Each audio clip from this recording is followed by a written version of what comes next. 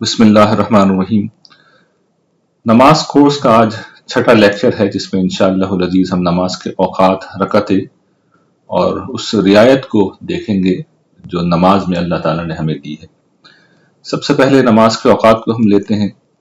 نماز ہمیں معلوم ہے 5 وقت مسلمانوں پر فرض کی گئی ہے، اور یہ جو وقت ہیں یہ اصل میں عربی زبان کے اندر نماز جو جس وقت پہ پڑھی جاتی ہے اس وقت کا جو بھی نام تھا نماز کو وہی نام دے دیا گیا، یعنی کوئی نماز کا الگ سے نام نہیں ہے، بلکہ فجر اصل میں کیا ہے، یہ ایک وقت ہے۔ اور قرآن مجید میں جو کہ اس کی تفصیل آ گئی ہے سورہ بقرہ میں، روزوں کے ضمن میں تو ہم جانتے ہیں کہ آسمان پر صبح کی سفید دھاری سیاہ دھاری سے الگ ہو جائے تو یہ فجر ہے، یعنی رات چھائی ہوئی ہوتی ہے اور وہاں سے پھر ایک سفیدی ہے جو نمودار ہونے شروع ہوتی ہے، جو دھاری کی شکل میں افق کے اوپر وہ پھیل جاتی ہے۔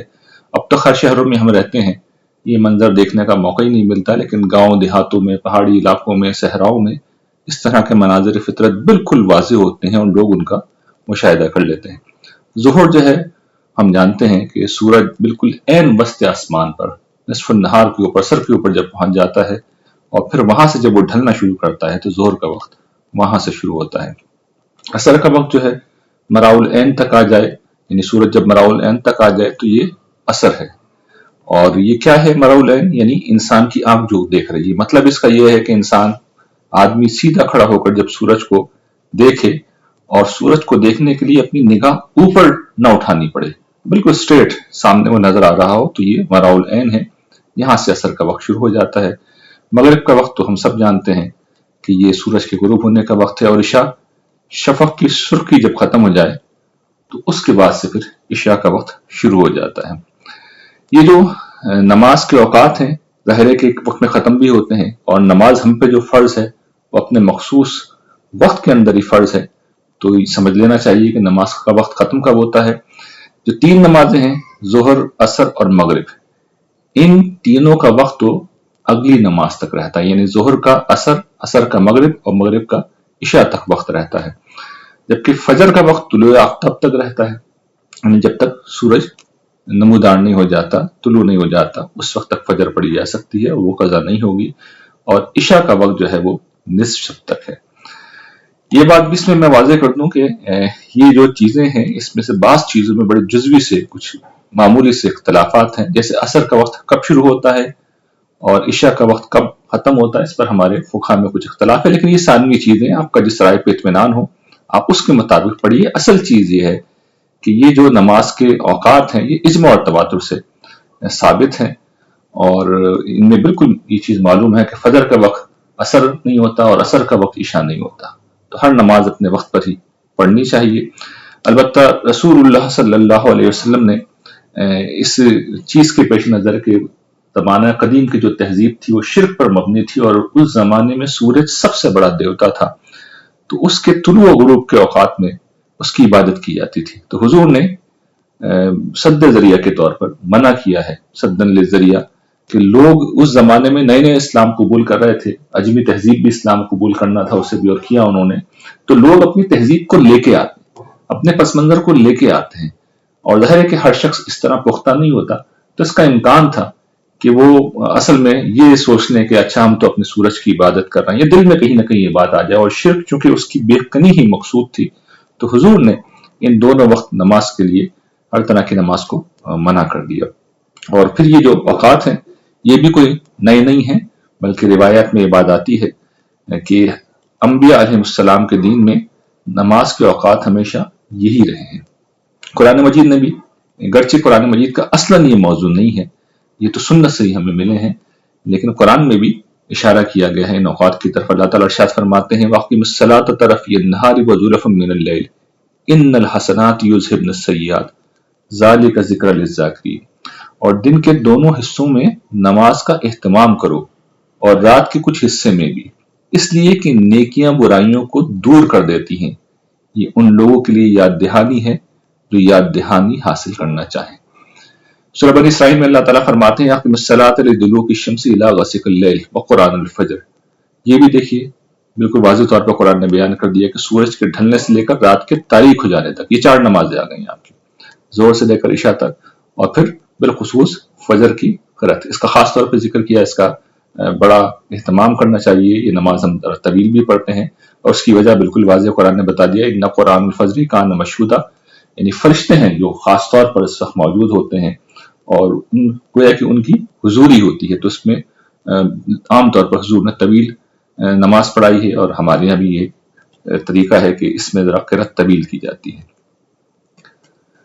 اگلی آیت ہے وَسَبِّحْ بِحَمْدِ رَبِّكَ قَبْلَ طُلُوعِ الشَّمْسِ وَقَبْلَ غُرُوبِهَا وَمِنْ آنَاءِ اللَّيْلِ فَسَبِّحْ وَأَطْرَافَ النَّهَارِ لَعَلَّكَ تَرْضَىٰ، اور اپنے رب کی حمد کے ساتھ اس کی تسبیح کرو سورج کے طلوع و غروب سے پہلے، اور اسی طرح رات کے اوقات میں بھی تسبیح کرو اور دن کے کناروں پر بھی، تاکہ تم نہال ہو جاؤ.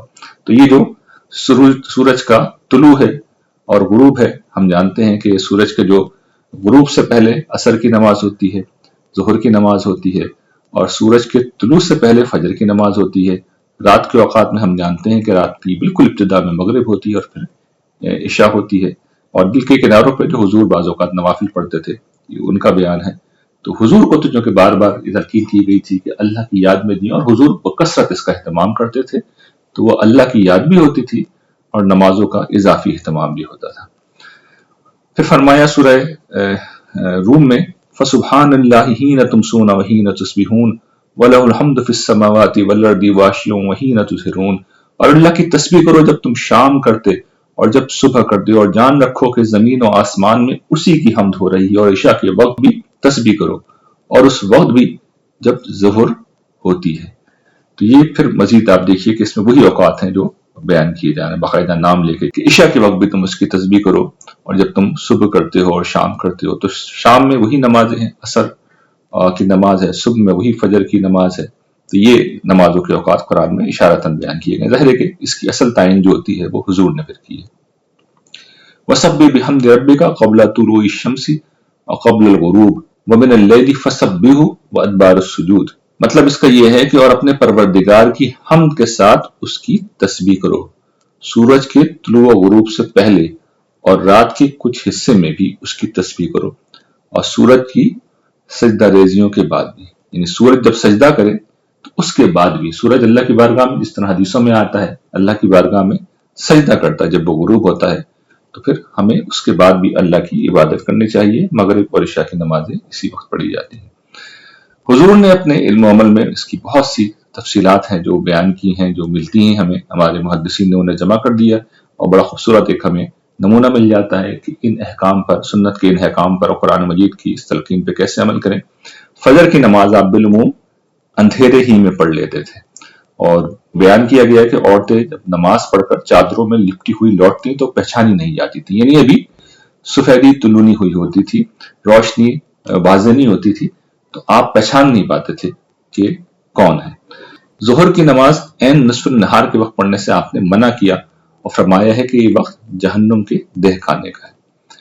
اور پھر جو طریقہ حضور کا آتا ہے نماز ظہر کے متعلق کہ آپ گرمی کے موسم میں اسے ٹھنڈے وقت میں پڑھنے کی تلقین فرماتے تھے، یعنی سورج ذرا ڈھل جائے اور گرمی کی شدت تھوڑی سی کم ہو جائے. یہ عرب کا صحرا تھا، ہم سمجھ سکتے ہیں کہ وہاں کیا صورتحال تھی، تو حضور نے لوگوں کی رعایت کی ہے.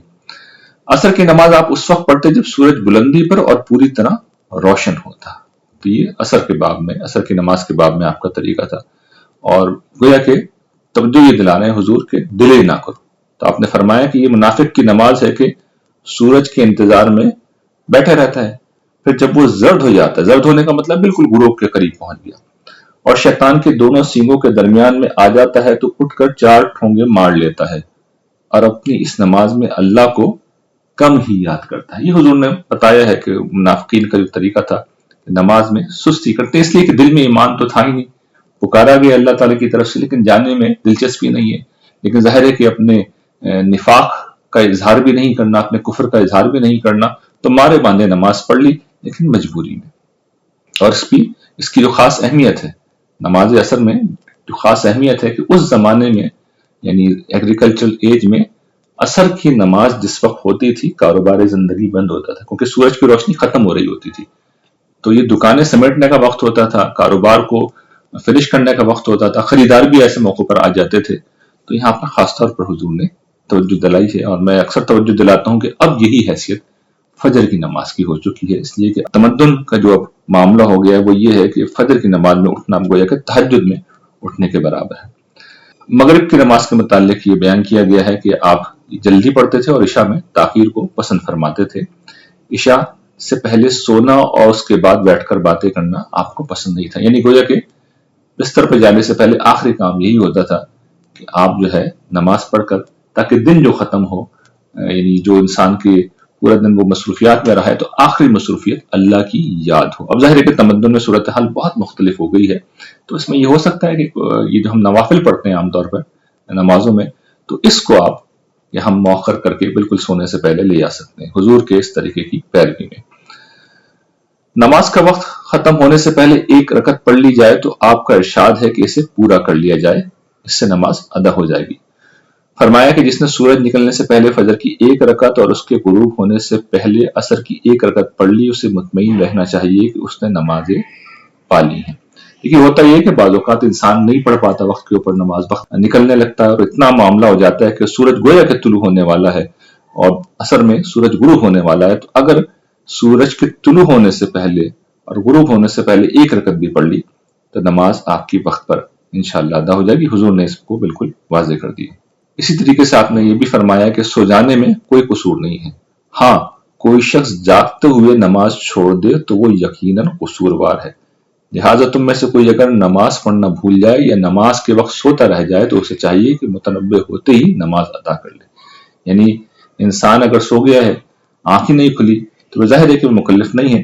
तो हुजूर ने इस रियायत को जो बिल्कुल फितरी रियायत है उसका लिहाज करते हुए बता दिया कि अल्लाह ताला इसके ऊपर गिरफ्त नहीं करेंगे। लेकिन ये मैं वाज़ेह कर दूं कि हमारे यहाँ फजर में, जो कि बहुत बड़ा मसला है तो और ये उज़्र भी होता है लोगों का, तो उठने की कोशिश जरूर करनी चाहिए, अलार्म लगाना चाहिए, किसी से कहना चाहिए, उसके बाद भी आंख ना खुले तो बहरहाल उस मौके के ऊपर ये रियायत है, लेकिन इसको मामूल नहीं बनाना चाहिए। फिर मजीद हुजूर ने ये बात वाज़ेह की है कि भाई नमाज को आखिरी वक्त तक मौखर नहीं करना चाहिए, क्योंकि असल जो वक्त है वो शुरू और इख्तिताम के बीच में ही होता है। तो रिवायतों में ये बात बयान हुई है कि जिब्रील अमीन ने जब रसूलुल्लाह सल्लल्लाहु अलैहि वसल्लम को 2 दिन नमाज पढ़ाई और फरमाया कि अंबिया अलैहिस्सलाम की नमाज का वक्त इन्हीं 2 वक्तों के दरमियान में है, तो फजर को रोशनी से, ईशा को 1/3 रात से, मगरिब को रोजा खोलने के वक्त से और ज़ुहर और असर को इससे ज्यादा मौखर नहीं किया कि किसी शख्स का साया नमाज ज़ुहर के वक्त उसके बराबर और असर के वक्त उससे दुगना हो जाए। यानी ये आमतौर पर हुजूर का तरीका था कि फजर है अगर है तो फिर ऐसा नहीं है कि बिल्कुल रोशनी हो गई और हर चीज रोशन वाज़ेह नजर आ रही है और सूरज बस निकलने वाला है और हुजूर उस वक्त नमाज पढ़ना, नहीं ऐसा नहीं हुआ, बल्कि जैसा हमने देखा कि अंधेरे में आमतौर पर हुजूर ने पढ़ ली। यही मामला बाकी नमाजों का भी आपके सामने रिवायत है।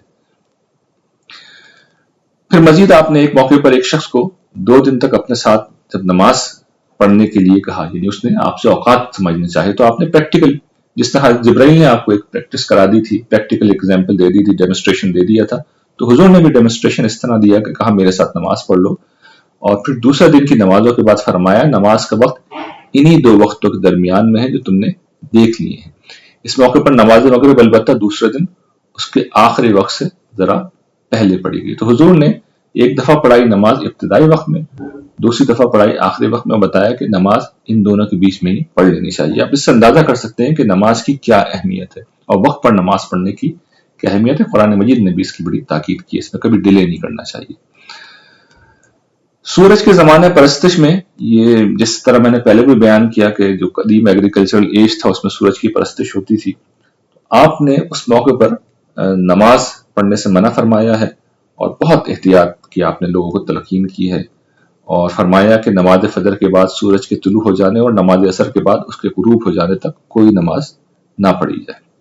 मुसलमानों का हुक्मरान नमाज में ताखीर करे तो रसूलुल्लाह सल्लल्लाहु अलैहि वसल्लम ने हिदायत फरमाई है कि लोग अपने तौर पर नमाज पढ़ लें और फिर उसके साथ जमात में शामिल हो जाएं। 2 चीजें इसमें वाज़ेह हैं। एक तो ये कि हमारे यहाँ जो एक सिलसिला हो गया है कि उलमा नमाज पढ़ाते हैं, नमाज असल में हुक्मरानों के पढ़ाने का काम है, ये असल में एक इज्तिमाई इबादत है। तो हुक्मरान पढ़ाएंगे या उनकी तरफ से जो नुमाइंदे होंगे वो पढ़ाएंगे, उनके आमिलीन पढ़ाएंगे। तो ये हुजूर ने सुन्नत मुकर्रर की है, यही हुजूर का तरीका था, खिलाफत राशिदा में यही होता रहा, इवन बनु उमय्या के दौर में भी यही हुआ। तो हुजूर ने ये तवज्जो दिलाई कि अगर उनके अंदर एक खराबी पैदा हो जाए कि वो ताकीर करने लगे, तो सवाल ये कि अब आप क्या करें, यानी टकराएं हुक्मरानों से, जंग करें, या ये अपनी नमाज पढ़ लें। तो हुजूर ने बताया कि नहीं, अपनी नमाज पढ़ लो, तुम ताकीर ना करो, और फिर उसके साथ दोबारा शामिल हो जाए। उसकी वजह ये थी कि अगर आप उसके साथ नमाज नहीं पढ़ेंगे, उसकी इक्तदा में, उसकी पैरवी में नमाज नहीं पढ़ेंगे, तो फिर ये गोया कि बगावत का ऐलान होता था। ये इतनी सिग्निफिकेंस है नमाज की कि हम अपनी इमामत अलग कर रहे हैं, तो हम गोया कि हम हुक्मरान हैं। इसलिए आपने देखा होगा कि बहुत सी मसाजिद के अंदर ये जो ममानियत होती है कि दूसरी जमात नहीं होगी और उसको बड़ा बुरा समझा जाता है, उसका पस मंजर असल में ये है कि ये इस पस मंजर में हमारे फुका ने मना किया था। अब तो वो सूरत हाल बाकी नहीं रही है। अब तो मस्जिदों के अंदर जो हमारे आइम्मा होते हैं वो उलमा होते हैं, तो जाहिर है कि अब वो हुक्मरानों वाला तो कोई मामला नहीं है, तो अब उस चीज में कोई मसला नहीं है। लेकिन हमारी इस बात को नहीं समझा जाता और इसी के ऊपर बड़ी सख्त किस्म की जनाब लड़ाई झगड़ा भी हो जाता है मस्जिदों के अंदर। तो इसका पस मंजर मैंने वाज़ेह कर दिया। अगली जो चीज है वो नमाज की रकतें हैं। इसमें जो असल फर्ज हैं, जो असल नमाज है, वो फजर की 2 रकत, जोहर की 4, असर की 4, मगरिब की 3 और इशा की 4 रकतें हैं। इसके अलावा जो कुछ भी हैं वो नवाफिल हैं, हुजूर ने जो पढ़े हैं। वो जब हम नवाफिल पढ़ेंगे तो वहां पे यानी नवाफिल का सिलसिला जब आएगा तो उसकी तफसील मैं कर दूंगा। लेकिन जो असल नमाज है, जिस पर जवाबदेही होगी, जिसके बारे में पूछा जाएगा, वो ये है कि फजर की 2, जोहर, असर, इशा की 4 और मगरिब की 3 रकतें। इससे कम आपने किया तो फिर उस पर पकड़ है। यानी इसमें अगर आपने इस नमाज को नहीं पढ़ा, इतनी कम नमाज को भी नहीं पढ़ा, तो फिर पकड़ होगी। ये बात हुजूर ने भी बिल्कुल वाज़ेह कर दी है।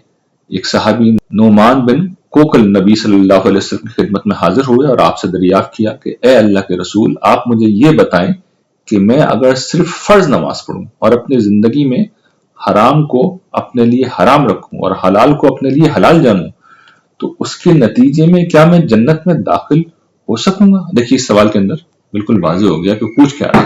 तो हुजूर ने जवाब दिया, जी हाँ, क्यों नहीं, इस सूरत में आप बिल्कुल जन्नत में दाखिल हो सकेंगे। उसकी वजह यह है कि आपने जो जिम्मेदारी थी पूरी कर दी। तो जन्नत का वादा इसी के ऊपर है। बाकी तो बुलंदी दर्जात की देखिए कोई हद ही नहीं है। और फिर नमाज में नवाफिल पढ़िए, और जो हुजूर का तरीका था तहज्जुद का एहतमाम, और फिर खड़े होकर, बैठकर और करवटों के ऊपर अल्लाह को याद करना, तो ये तो फिर ज़ाहिर है कि आला से आला मुकाम है। अपने बच्चों को भी हमें यही सिखाना चाहिए। बच्चे शुरू में नमाज पढ़ने से घबराते हैं, भागते हैं, तो शुरू यहीं से कराएं और फिर अल्लाह तौफीक देगा। और समझाना भी चाहिए उन्हें कि जिस मालिक ने इतने एहसान किए हैं, उसकी तो जितनी ज्यादा शुक्रगुजारी की जाए कम है।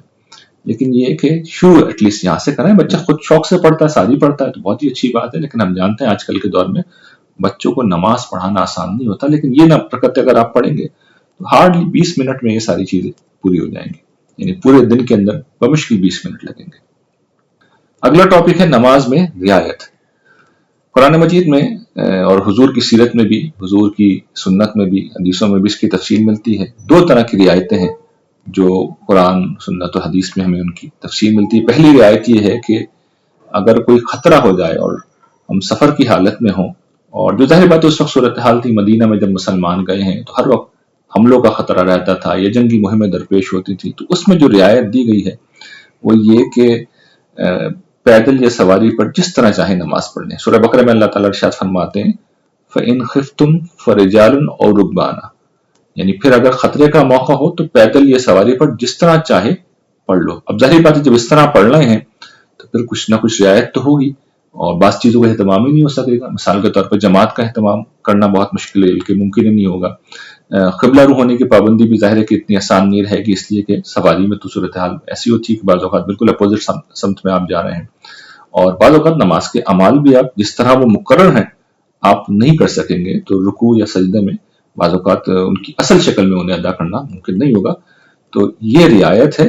लेकिन जब ठीक हो जाए मामला, जब अमन हो जाए, तो अल्लाह ताला को इसी तरीके पर याद करो जो उसने तुम्हें सिखाया है, जिसे तुम नहीं जानते। तो ये अल्लाह ताला की बड़ी मेहरबानी है कि उसने हमें अपनी इबादत का वो तरीका सिखाया है जो बेहतरीन तरीका है। तो हमेशा उसी का एहतमाम करना चाहिए। लेकिन नमाज चूंकि बार बार आती है, 5 वक्त आती है और हर तरह के अहवाल में आती है, तो वहां पर फिर ये रियायतें हैं जो दी गई हैं कि नमाज पे कॉम्प्रोमाइज ना हो। नमाज पढ़नी है, वक्त के ऊपर पढ़नी है, उसका पूरा एहतमाम होना है। दूसरी रियायत क्या है कि नमाज में कमी की जा सकती है, इसे इस्तिलाह में कसर से ताबीर किया जाता है। सूरह निसा में ये बात इस तरह बयान हुई है कि वइज़ा दरबतुम फिल अर्दी फलैसा अलैकुम जुनाहुन अन तक़सुरू मिनस सलात, और जब तुम सफर में निकलो तो इसमें कोई गुनाह नहीं कि नमाज में कसर कर लो। इन खिफ्तुम अन यफ्तिनकुमुल्लज़ीना कफ़रू इन्नल काफ़िरीना कानू लकुम अदुव्वुम मुबीना, अगर तुम्हें अंदेशा हो कि मुनकरीन तुम्हें आजमाइश में डालेंगे तो फिर ये कर सकते हैं, इसलिए कि मुनकर तुम्हारे खुले हुए दुश्मन है। हुजूर ने इसका जो तरीका हमें सिखाया है कसर का, वो ये है कि 4 रकतें वाली जो नमाजें हैं वो 2 हो जाएंगी, यानी ज़ोहर, असर और इशा, और जो फजर है और मगरिब है वो बैन ही उसी तरह पढ़ी जाएगी, पूरी पूरी पढ़ी जाएगी। हुजूर ने इस रियायत को जरा और फैलाया है, यानी जो रियायत नमाज की रकतों के अंदर दी गई है हुजूर ने उसमें औकात में भी तखफीफ कर दी है, और वहां पर भी ये रियायत है जो हुजूर ने हमें दी है कि नमाजों को हुजूर ने जमा कर दिया। और चनाचे सैयदना मुआज बिन जबल रजी अल्लाह ताला अन्हु की रिवायत है कि ग़ज़वा तबूक के सफर में आपका तरीका बिलुमूम ये रहा कि अगर सूरज कूच से पहले ढल जाता तो ज़ोहर और असर को जमा कर लेते, यानी ज़ोहर और असर आपने जमा किया, और अगर सूरज के ढलने से पहले कूच करते तो असर के लिए उतरते तक ज़ोहर को मौखर कर लेते। यानी बात क्या बयान हो रही है? बात ये बयान हो रही है कि 2 नमाजें यानी ज़ोहर और असर जमा हो सकती है, और इस तरह भी हो सकता है कि ज़ोहर को हम असर के वक्त पढ़ लें और असर को हम ज़ोहर के वक्त पढ़ लें। दोनों चीजें जो हुजूर ने की है। फिर यही मामला मगरिब की नमाज में भी होता, सूरज कूच से पहले गुरूब हो जाता तो मगरिब और इशा को जमा करते, और अगर सूरज गुरूब होने से पहले कूच करते तो इशा के लिए उतरते तक मगरिब को मौखर कर लेते और फिर दोनों नमाजें जमा करके पढ़ते थे। इस बात का मतलब यह हुआ कि हुजूर ने ये बात सिखाई है कि मगरिब के वक्त इशा पढ़ी जा सकती है और इशा के वक्त मगरिब पढ़ी जा सकती है। जाहिर है कि सफर में जो सूरत हाल होती है, पूरे काफिले का पड़ाव डालना, फिर उसकी रवानगी, और नमाजों के औकात हम जानते हैं कि बार बार आते हैं, जल्दी जल्दी आते हैं, तो हुजूर ने औकात में भी ये तखफीफ कर दी और दोनों तरह से की है, यानी एक नमाज को उसके वक्त के बाद मौखर किया जा सकता है और मुकद्दम भी किया जा सकता है। लेकिन ये सारी चीजें कहाँ हो सकती है? ज़ोहर असर के साथ और मगरिब इशा के साथ। यानी ये नहीं हो सकता कि आप असर को मगरिब से मिलाएं, ये नहीं हो सकता, बल्कि होना ये होगा कि ज़ोहर को असर से मिलाएंगे, मगरिब को इशा से मिलाएंगे। आगे भी कर सकते हैं, पीछे भी कर सकते हैं, और फजर बहरहाल अपने वक्त के ऊपर पढ़नी होगी। इस बात का इशारा खुद कुरान मजीद में भी हो गया है। कुरान मजीद ने जिस जगह पर यह हुक्म दिया था, सूरह निसा में, वइज़ा दरबतुम फिल अर्दी फलैसा अलैकुम जुनाहुन अन तक़सूरू मिनस सलात, कि तुम कसर कर लो, इसमें कोई हर्ज नहीं है। वहां पर जो हुक्म जहां पर खत्म हो रहा है तो अल्लाह ताला इरशाद फरमाते हैं कि फ़इज़ा तमअनन्तुम फ़अक़ीमुस सलात, फिर जब तुम इत्मीनान में हो जाओ तो पूरी नमाज पढ़ो। इन्नस सलाता कानत अलल मुमिनीना किताबम मौक़ूता, यानी जिस वक्त आप खतरे की हालत से निकल जाए तो फिर आप पूरी नमाज पढ़ेंगे। यानी यहाँ पर जो कि कसर का जिक्र किया गया है तो मतलब कमी की गई है, तो यहाँ पे अक़ीमुस सलात का मतलब यह है कि फिर पूरी नमाज पढ़ो, एहतमाम के साथ नमाज पढ़ो। और फिर नमाज मुसलमानों पर वक्त की पाबंदी के साथ फर्ज की गई। अब ये जो जुमला है कि वक्त की पाबंदी के साथ जिक्र की गई, ये बता रहा है कि ये माना जाए कि पीछे वक्त में भी कोई रियायत दी गई, वरना इस जुमले का कोई महल नहीं है यहाँ पे। इसलिए कि अगर रकतों की कमी की गई थी तो वो तो बात पूरी कर दी कि रकतों में तुम कमी कर लो, और जब खतरे की हालत खत्म हो जाए तो पूरी रकतें कर लो। इसका मतलब इस साथ में ये भी कहा गया है, यानी ये हज़फ है, ये अंडरस्टूड है कि भाई आप नमाज की रकतों में भी कर सकते हैं कमी और औकात में भी आपको रियायत है। लेकिन देखो जब मामला नॉर्मल हो जाए तो जो नमाज का वक्त है उसी वक्त पर पढ़ना, इसमें सुस्त मत पड़ जाना, इसमें ढीले मत पड़ जाना। और ये हमारे यहाँ हुआ है कि नमाजें फिर लोग जमा करते रहते हैं, मामूल बना लेते हैं, बनाई ही बाज़ लोगों ने। ये नहीं करना चाहिए, बल्कि नमाज को अपने वक्त के ऊपर पढ़ना चाहिए और यही फर्ज है। यहाँ एक सवाल ये पैदा होता है कि आयात में, यानी जो हमने आयतें पढ़ी हैं उसमें असल में खतरे का जिक्र है, खौफ का जिक्र है, तो क्या ये पाबंदी सिर्फ जंग के मौके के ऊपर है, जब इंसान किसी मुश्किल में हो, दुश्मनों के हमले का खौफ हो? नहीं, हुजूर ने अपनी सीरत से, हुजूर ने अपने अमल से बात वाज़ेह कर दी कि जो आम सफरों की परेशानी होती है, आपाधापी होती है, अफरा तफरी होती है, आपने इसी के ऊपर कयास किया।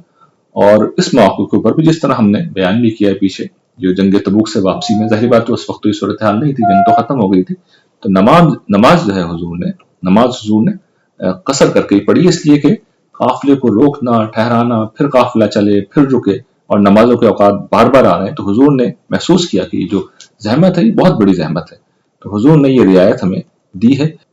پھر حضور نے اس کو واضح بھی کر دیا۔ حضرت عمر کے ایک سوال کے جواب میں وہ کہتے ہیں کہ اس طرح نماز قصر کر لینے پر مجھے تعجب ہوا، اور میں نے حضور سے پوچھا تو آپ نے کہا کہ اللہ کی عنایت ہے جو اس نے تم پر کی ہے، سو اللہ کی اس عنایت کو قبول کرو، یعنی بالکل اللہ تعالیٰ کی طرف سے اس کو سینکشن حاصل ہے، اللہ تعالیٰ ہی نے حضور کو یہ بتایا تھا، اور حضور جو کچھ کر رہے تھے وہ اللہ تعالیٰ کے حکم پر ہی کر رہے تھے۔ یہ بات بالکل واضح ہے کہ حضور نے جو نتیجہ اخذ کیا تھا، ظاہر بات ہے حضور سے بڑھ کر قرآن کو کوئی بھی نہیں سمجھ سکتا، اللہ تعالیٰ نے حضور کے اس اجتہاد کو بالکل واضح کر دیا کہ ٹھیک ہے، آپ نے جو بات سمجھی ہے یہی اللہ تعالیٰ کی اپنی مراد بھی تھی۔ پھر روایت میں ایک اور رعایت کا اس طرح ذکر ہے کہ قافلے کو رکنے کی زحمت سے بچانے کے لیے نفل نمازیں بھی سواری پر بیٹھے ہوئے پڑھ لی ہیں، تو یہ بھی اسی طرح کے سفر کا بیان ہے۔ پھر اسی طریقے سے حج کے موقع پہ بھی ہم جانتے ہیں کہ وہاں پر قصر و جمع کی جاتی ہے، وہ چونکہ جہاد کا ایک عمل ہے، گویا کہ جو کہ سمبلائز کیا گیا ہے حج کے موقع پر، تو وہاں پر بھی یہ سنت قائم کی گئی ہے کہ ظہر اثر کی نمازیں ہم جانتے ہیں کہ ایک ساتھ ملا کے پڑھی جاتی ہیں، اور پہلے پڑھ لی جاتی ہیں، یعنی ظہر کے وقت میں اثر پڑھ لی جاتی ہے، اور پھر مغرب عشاء کی نمازیں اس طرح ملا کے پڑھی جاتی ہیں کہ مؤخر کر دی جاتی ہیں، یعنی مغرب کی نماز عشاء کے وقت میں پڑھی جاتی ہے۔ باقی ایک سوال یہ بھی پیدا ہوتا ہے کہ یہ جو نمازوں کو جمع کیا گیا ہے، اس میں یہ ظہر اور عصر اور پھر مغرب اور عشاء کو کیوں جمع کیا گیا ہے؟ تو کیا یہ بھی اللہ تعالیٰ کی طرف سے؟ تو بالکل واضح ہوتا ہے، اللہ تعالیٰ ہی نے یہ بات واضح کی ہے۔ سورہ بنی اسرائیل میں اللہ تعالیٰ نے نمازوں کے جو اوقات بیان کیے ہیں وہ 3 اوقات بیان کر دیے ہیں، فرمایا اقیم الصلاۃ لدلوک الشمس الی غسق اللیل، کہ نماز قائم کرو، نماز کا اہتمام کرو زوال آفتاب کے اوقات سے شب کے تاریک ہو جانے تک۔ دیکھیے زوال آفتاب کیا ہے؟ ظہر و عصر، یہ ایک وقت ہے، اور پھر اس میں 2 نمازیں فرض کی گئی، ایک زوال کے آغاز پر اور دوسرا اس کی انتہا کے اوپر، یہ ظہر و عصر ہے۔ اور پھر سورج غروب ہونے کے بعد رات شروع ہو جاتی ہے، تو پہلی نماز مغرب کی یہاں آتی ہے، اور پھر اسی وقت میں دوسری نماز عشاء کی آتی ہے شب کے تاریک ہو جانے تک۔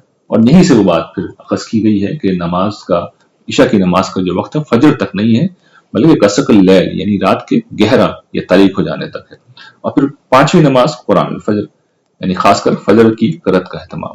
تو یہاں پہ بات واضح کر دیا ہے کہ اصل میں حضور نے بھی جب نمازوں کو جمع کیا ہے تو عین قرآن مجید کی منشا و مدہ کی پابندی کی ہے، اور بالکل وہی بات ہے جو قرآن مجید نے کہی ہے، اور اسی طریقے سے حضور نے نماز ادا کی ہے۔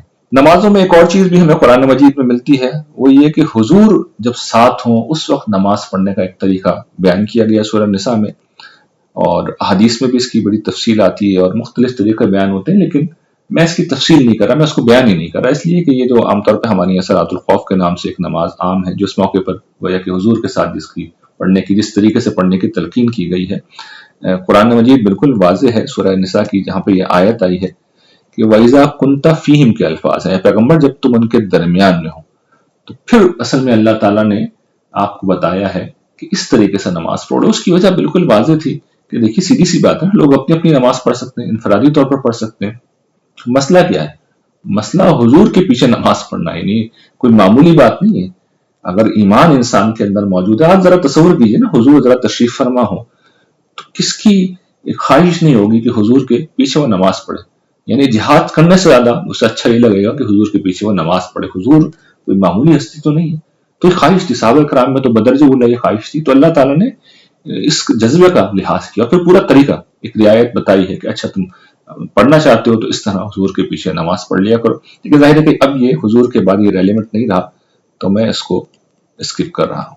اس کے ساتھ ہی آج کا یہ لیکچر الحمدللہ پورا ہوتا ہے، جس میں ہم نے نماز کے اوقات، نماز کی رکعتیں اور نماز میں ملنے والی رعایت پر تفصیل کے ساتھ بات کی ہے۔